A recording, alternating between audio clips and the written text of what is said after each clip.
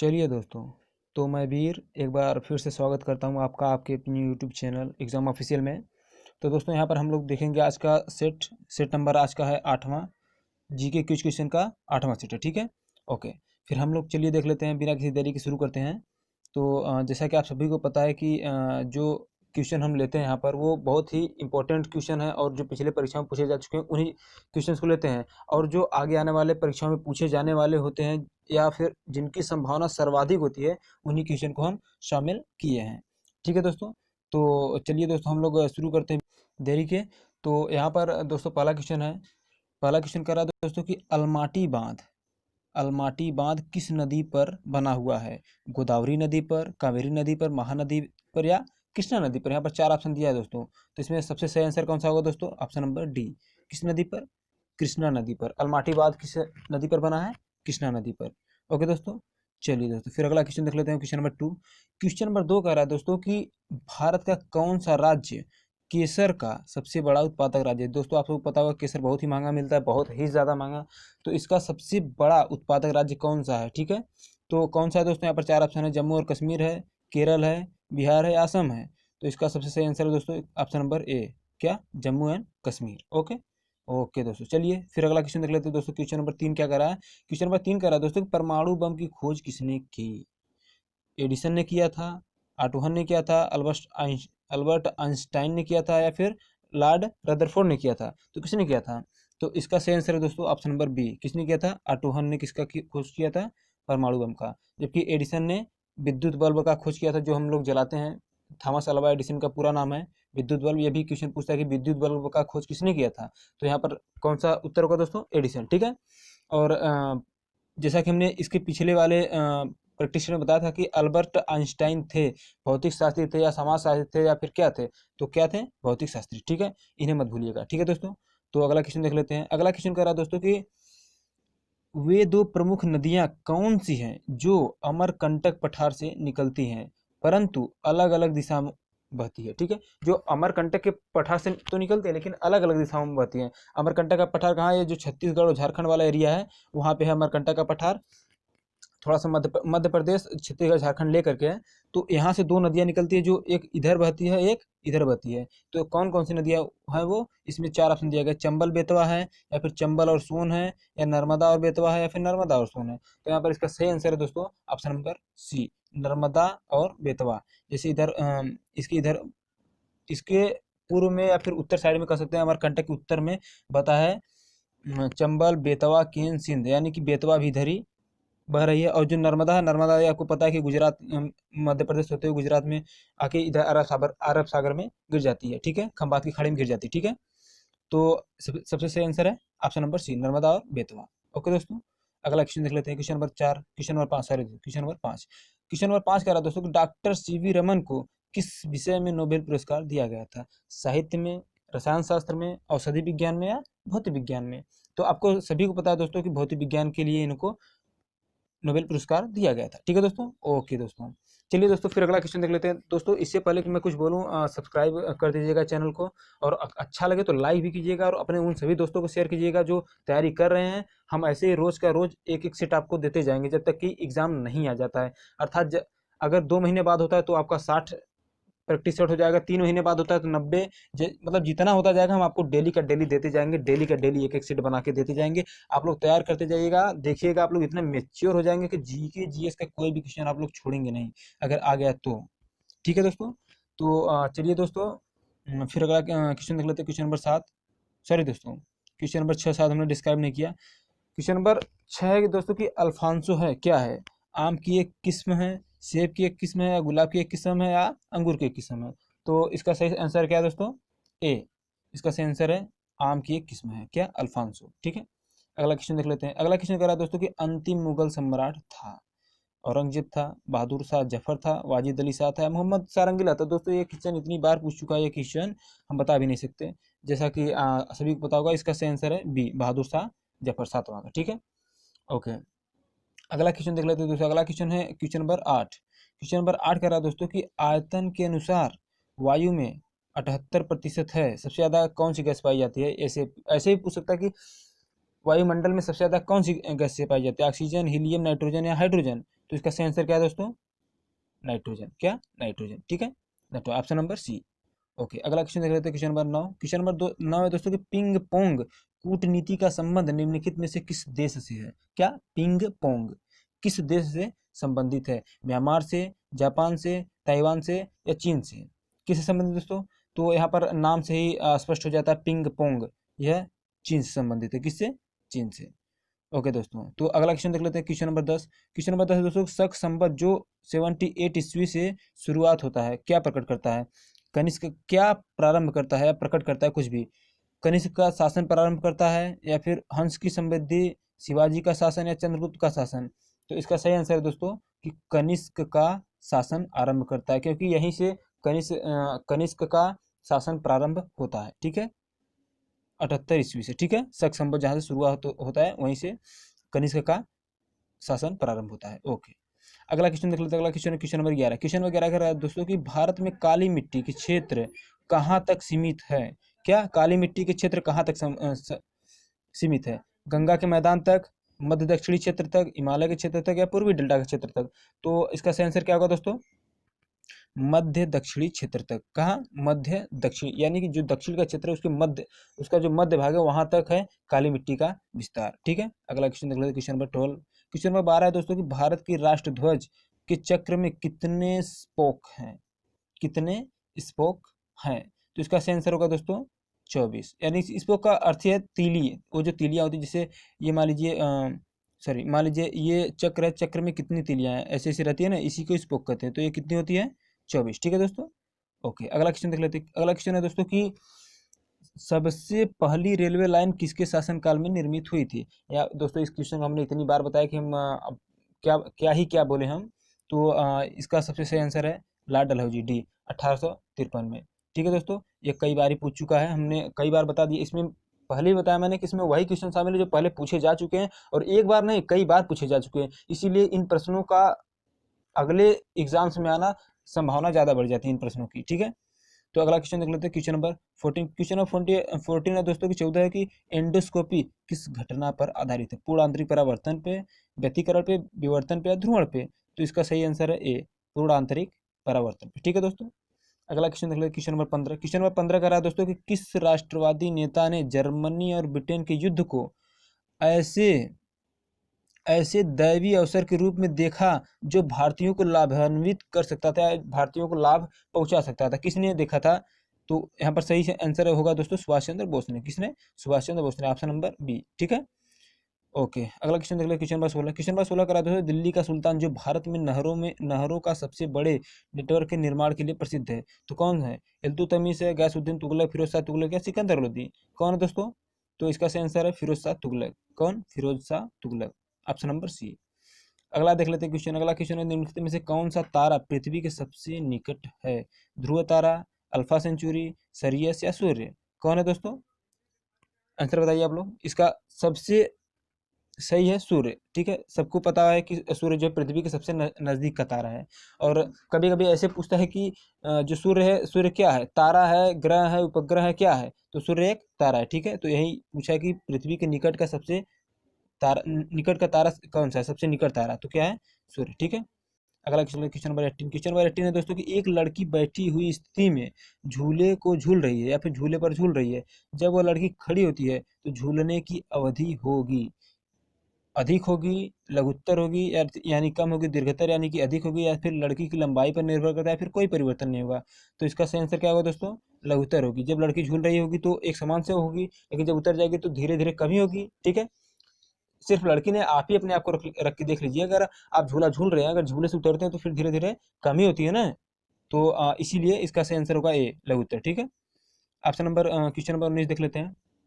Question number 19 करा दोस्तों कि भारत की सूचना प्रौद्योगिकी की राजधानी है, सूचना प्रौद्योगिकी की राजधानी है, क्या है दोस्तों? 19 का बी, बंगलौर। क्या है? बंगलौर। ठीक है, ओके, अगला क्वेश्चन देख लेते हैं। क्वेश्चन नंबर 20 है दोस्तों कि हम्पी के खंडहर किस राज्य में है? ये तो दोस्तों इतना बार पूछा जा चुका है कि ये बता नहीं सकते। हम्पी हम्पी हम्पी कहाँ पर है? कर्नाटक में। ठीक है, तो इसमें हम ज़्यादा 1 2 3 4 नहीं करने जाएंगे, इसका सीधे आंसर देखते हैं कर्नाटक। ठीक है, क्योंकि बहुत बार पूछ चुका है, एक बार में बहुत बार पूछ चुका है। अब ये भी मालगुडी डेज के लेखक कौन है, इसको भी इतनी बार पूछा है कि क्या बताया। अब हम सीधे आ जाइए आर के नारायण पर। इसका सही आंसर है ऑप्शन नंबर डी, क्योंकि ये कुछ ऐसे क्वेश्चन है जो लगभग लगभग सभी को आते हैं, सभी को पहले से ही तैयार रहते हैं, ठीक है। तो ज़्यादा उसमें हस्तक्षेप न करके सीधे आगे बढ़ते हैं। अगला क्वेश्चन देख ले, क्वेश्चन नंबर 22। हरित क्रांति का जनक इनमें से किसे माना जाता है। तो ये भी इतनी बार पूछा है कि इसको भी हम कुछ नहीं बता सकते, लेकिन यहाँ पर ये चीज़ जरूर बताएंगे। नॉर्मन बोरलॉग है, ऐसे डॉक्टर एस स्वामीनाथन है, मनमोहन सिंह है, हेनरी फोर्ड है। तो हरित क्रांति का जनक किसको माना जाता है, नॉर्मन बोरलॉग को, ठीक है। लेकिन भारत में किसको माना जाता है, एस स्वामीनाथन को। यहाँ पर अलग तरीके से पूछ सकता है, ये ध्यान में रखिएगा कि भारत में कौन है हरित क्रांति के जनक, एस स्वामीनाथन। लेकिन जो सबसे पहले हरित क्रांति के जनक हैं वो कौन है, नॉर्मन बोरलॉग, ठीक है। ओके, अगला क्वेश्चन देख लेते हैं हम लोग। क्वेश्चन नंबर 23 संभाजी के पश्चात निम्नलिखित में से किसने मराठा राज्य की बागडोर संभाली थी। किसने, गंगाबाई ने, राजा राम ने, बालाजी विश्वनाथ ने, या फिर नानाजी देशमुख ने। तो किसने संभाला दोस्तों, राजा राम ने। संभाजी के बाद राजा राम ने बागडोर संभाली थी, किसकी, मराठा राज्य की। ओके, अगला क्वेश्चन देख लेते हैं। Question number 24। क्वेश्चन नंबर 24 का रहा दोस्तों, इस्लाम धर्म के पैगंबर मोहम्मद साहब का जन्म निम्न में से किस स्थान पर हुआ था। किस स्थान पर, किसका, इस्लाम धर्म के पैगंबर मोहम्मद साहब का।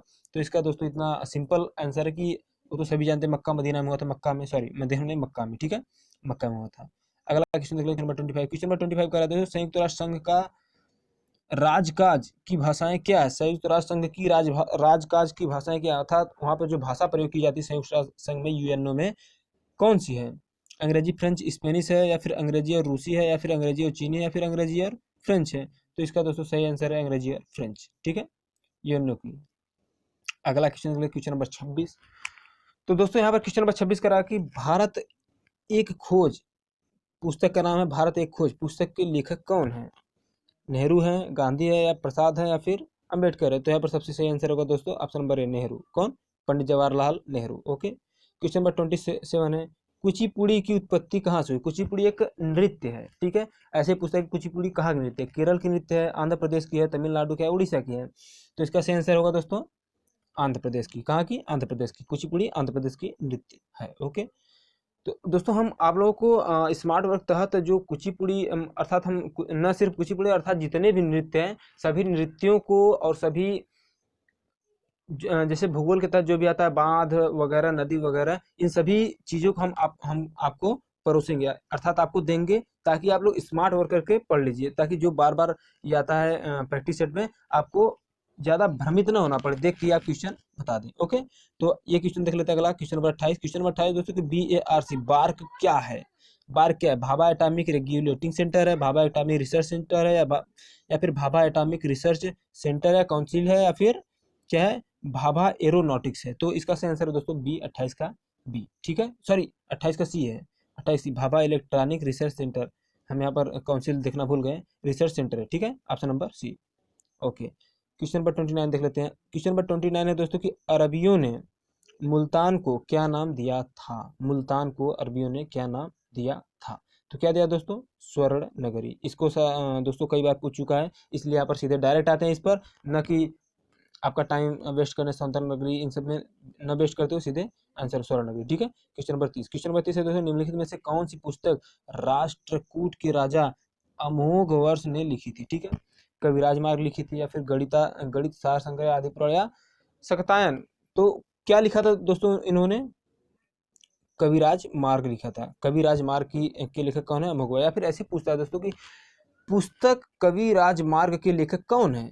चार ऑप्शन दे देगा, अमोघ वर्ष, कनिष्क, बेसुरताल के कई नाम दे देगा दो चार, उसमें से सबसे सही आंसर कौन होगा, अमोघ वर्ष। या फिर आप जैसे यहाँ पूछा अमोघ वर्ष ने कौन सी पुस्तक लिखी थी, तो कौन सी लिखी थी, कविराज मार्ग, ठीक है। अगला क्वेश्चन देखिए, क्वेश्चन नंबर 31। क्वेश्चन नंबर 31 कह रहा है दोस्तों कि एलोरा में कैलाश मंदिर का निर्माण किसने किया था। राजेंद्र ने, कृष्णा ने, महेंद्र वर्मन ने, या गोविंदा ने। तो किसने किया दोस्तों, कृष्णा ने, ठीक है। ये एक व्यक्ति है, कृष्णा नदी नहीं है, कृष्णा व्यक्ति है। यहाँ पे पूछ रहा है कि एलोरा में कैलाश मंदिर का निर्माण किसने करवाया था, फिर किसने किया था, ठीक है। क्वेश्चन नंबर 32 देख लेते हैं। क्वेश्चन नंबर 32 है दोस्तों कि सातवाहन का सबसे बड़ा शासक कौन था। सातवाहन वंश था, एक सातवाहन वंश है, इस वंश का सबसे बड़ा शासक या सबसे महत्वपूर्ण शासक कौन था। तो कौन था दोस्तों, गौतमीपुत्र सातकर्णी, ये बहुत ही महान शासक थे और बहुत ही योग्य शासक थे सातवाहन वंश के। ठीक है, तो अगला क्वेश्चन देख लो, क्वेश्चन नंबर 33। क्वेश्चन नंबर 33 है दोस्तों कि महादेव की पहाड़ियाँ कर्नाटक पठार का हिस्सा है, छोटा नागपुर पठार के पूर्व में है, या फिर अरावली पर्वत श्रेणी का हिस्सा है, या फिर मैकाल पहाड़ी की पश्चिम में है। तो इसका सही आंसर क्या है दोस्तों? ऑप्शन नंबर डी, मैकाल पहाड़ी के पश्चिम में स्थित है क्या? महादेव की पहाड़ियाँ। ओके ओके दोस्तों, अगला क्वेश्चन देख लो, क्वेश्चन नंबर 34। क्वेश्चन नंबर 34 कर रहा है दोस्तों कि निम्नलिखित में से कौन सा संसाधन नवीकरण योग्य है, अर्थात नए रूप में, अर्थात वर्तमान समय में या फिर आगे आने वाले समय में सबसे ज़्यादा उपयोग होगा। इमारती लकड़ी, यूरेनियम, कोयला या प्राकृतिक गैस, इन सब में कौन सा संसाधन है जो नवीकरण ईंधन के रूप में प्रयोग होगा या फिर प्रयोग होता है? ठीक है, तो कौन सा होगा दोस्तों? इमारती लकड़ी। कौन सा? इमारती लकड़ी। ठीक है, ओके दोस्तों, अगला क्वेश्चन देख लेते हैं, क्वेश्चन नंबर 35। क्वेश्चन नंबर 35 है दोस्तों कि तत्व के सबसे छोटे कण को क्या कहते हैं? ये तो दोस्तों सबको पता है, क्या कहते हैं? बताइए आप लोग, तत्व के सबसे छोटे कण को क्या कहते हैं? आयन, परमाणु, इलेक्ट्रॉन या अणु? क्या कहते हैं? परमाणु। परमाणु के बाद क्या होता है? अणु। ठीक है, ओके दोस्तों, फिर अगला क्वेश्चन हम लोग देख लेते हैं। तो अगला क्वेश्चन देख लेते हैं दोस्तों हम लोग, अगला क्वेश्चन है क्वेश्चन नंबर 36। क्वेश्चन नंबर 36 कह रहा है दोस्तों कि मर्मिकोलॉजी किसका अध्ययन है? मर्मिकोलॉजी किसका अध्ययन है? कीट का है, क्रस्टेशियाई का है, चींटियों का है या आर्थ्रोपॉड्स का है? तो इसका सही आंसर क्या है दोस्तों? सी, किसका है? चींटियों का अध्ययन क्या कहलाता है? मर्मिकोलॉजी। क्या? मर्मिकोलॉजी। तो अगला क्वेश्चन देख लेते हैं, क्वेश्चन नंबर 37 दोस्तों। क्वेश्चन नंबर 37 कह रहा है कि किस एंजाइम की उपस्थिति के कारण HIV जो एड्स होता है, HIV, ठीक है, HIV अपना आकार अक्सर बदल लेता है? किस एंजाइम के कारण बदलता है अपना आकार? ठीक है, तो किस एंजाइम कारण? रिवर्स ट्रांसक्रिप्टेस के कारण। ठीक है, रिवर्स ट्रांसक्रिप्टेस के कारण। ओके दोस्तों, अगला क्वेश्चन देख लेते हैं, क्वेश्चन नंबर 38। क्वेश्चन नंबर 38 है दोस्तों कि फ्लेमिंग के बाएं हाथ के नियम का प्रयोग किस दिशा का प्रयोग, किस दिशा का पता लगाने के लिए किया जाता था? ठीक है, जैसे प्रेरित धारा का, या फिर प्रत्यावर्ती धारा का, अदिष्ट धारा का, या वास्तविक धारा का। जैसे आप लोगों ने 11 में पढ़ा होगा कि फ्लेमिंग के बाएं हाथ का नियम, फ्लेमिंग के दाएं हाथ का नियम। तो यहाँ पर पूछ रहा है कि फ्लेमिंग के बाएं हाथ के नियम का प्रयोग किस दिशा का पता लगाने के लिए किया जाता है? देखिए, छोटी छोटी बातें हैं, लेकिन जब एग्जाम्स में आ जाते हैं ना, नहीं पता रहता ना, तो दुख बहुत होता है। इसलिए आप लोग पढ़ लीजिए, जान लीजिए। ठीक है, तो इसका सही आंसर है ए, प्रेरित धारा को बताने के लिए फ्लेमिंग के बाएं हाथ का प्रयोग किया जाता है। ओके ओके दोस्तों, अगला क्वेश्चन है क्वेश्चन नंबर 39। क्वेश्चन नंबर 39 कह रहा है दोस्तों कि पीतल में, पीतल में क्या होता है?